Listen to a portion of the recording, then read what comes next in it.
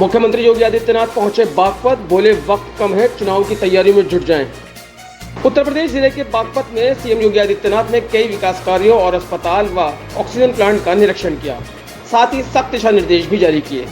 CM ने कहा कि कोरोना की तीसरी लहर से निपटने के लिए व्यवस्थाएं पूरी दुरुस्त करनी होंगी ताकि किसी तरह की दिक्कत न हो। उन्होंने ये भी कहा कि लापरवाही किसी भी कीमत पर बर्दाश्त नहीं की जाएगी। उन्होंने ऑक्सीजन प्लांट के काम को शीघ्र पूरा कराने के भी निर्देश दिए। इसके बाद मुख्यमंत्री ने भाजपा पदाधिकारियों व कार्यकर्ताओं के साथ बैठक की। सीएम ने भाजपा पदाधिकारियों व कार्यकर्ताओं से परिचय लेने के साथ ही उनसे मुलाकात की और कहा कि आगे आने वाले चुनाव यानी विधानसभा चुनाव के लिए अब समय कम रह गया है, इस कारण अभी से चुनावों की तैयारियों में जुट जाना चाहिए। साथ ही उन्होंने पदाधिकारियों को निर्देश देते हुए कहा कि अपने क्षेत्र की समस्याओं का समाधान करें और लोगों की परेशानी को भी जानें। झारखंड हाईकोर्ट में धनबाद के जज उत्तम आनंद की मौत का मामला, सीबीआई को जा सकता है पूरा केस। झारखंड हाईकोर्ट में गुरुवार को धनबाद के जज उत्तम आनंद की मौत के मामले में सुनवाई हुई। इस मामले में चीफ जस्टिस की बेंच ने डीजीपी से कहा कि अगर पुलिस जांच करने में विफल रहती है तो ये मामला सीबीआई को जा सकता है।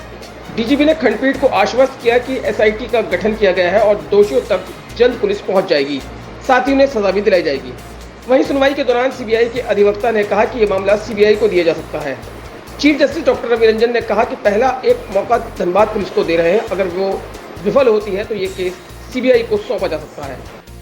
बता दें कि सीसीटीवी फुटेज में दिखाई दे रहे जज उत्तम आनंद बुधवार सुबह सड़क के बाईं ओर जॉगिंग करते हुए बढ़ रहे थे। उसी वक्त उनके पीछे एक ऑटो आता है। ऑटो अचानक सड़क पर हल्की बाईं ओर मुड़ता है और सड़क किनारे टहल रहे जज उत्तम आनंद को तेज रफ्तार में टक्कर मारता है। इतना ही नहीं, टक्कर मारने के बाद यह ऑटो रुकता नहीं है और खाली सड़क पर तेज रफ्तार से आगे निकल जाता है।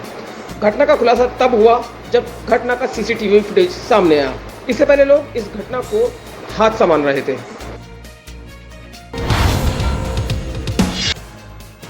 बाघ और तेंदुओं को बचाने के लिए मेरठ समेत यूपी के 4 जिलों में बनेंगे सेंटर, केंद्र की मंजूरी। प्रदेश के आबादी वाले हिस्सों में बाघ और तेंदुओं की मार झेल रहे लोगों के लिए राहत भरी खबर है। इनके लिए यूपी में 4 रेस्क्यू सेंटर और एक रिवाइल्डिंग सेंटर बनाने के लिए नेशनल कैंपा कमेटी ने सैद्धांतिक सहमति दे दी है। शीघ्र ही औपचारिक आदेश भी जारी कर दिया जाएगा। यूपी में बाघों और तेंदुओं के आबादी में आने की घटनाएं लगातार बढ़ रही हैं। जंगल से सटे इलाकों में मानव और पालतू पशुओं पर हमले भी आए दिन हो रहे हैं। इस पर काबू पाने के लिए राज्य सरकार ने पीलीभीत, मेरठ, महाराजगंज और चित्रकूट में एक रेस्क्यू सेंटर बनाने का ऐलान किया है। साथ ही इस संबंध में केंद्र को प्रस्ताव भी भेजा गया है। अमेरिका के अलास्का में 8.2 तीव्रता के भूकंप के झटके, सुनामी की चेतावनी।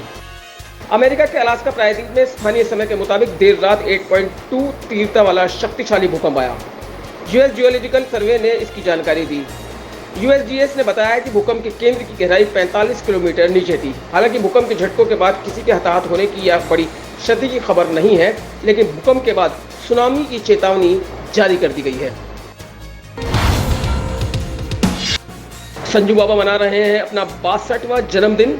मान्यता दत्त ने किया खुलासा, कहा मैंने संजू को उन लोगों से प्रोटेक्ट किया जो उसे यूज करना चाहते थे। बॉलीवुड के खलनायक कहे जाने वाले संजय दत्त आज अपना 62वां बर्थडे सेलिब्रेट कर रहे हैं। उनके बर्थडे पर हम आपके लिए कुछ जिंदगी से जुड़ी उन कुछ अनसुने किस्से लेकर आए हैं। संजय और विवादों का बहुत पुराना रिश्ता रहा है और उनकी लाइफ की हर मुश्किल में उनकी पत्नी मान्यता दत्त पिछले 13 साल से खड़ी हैं।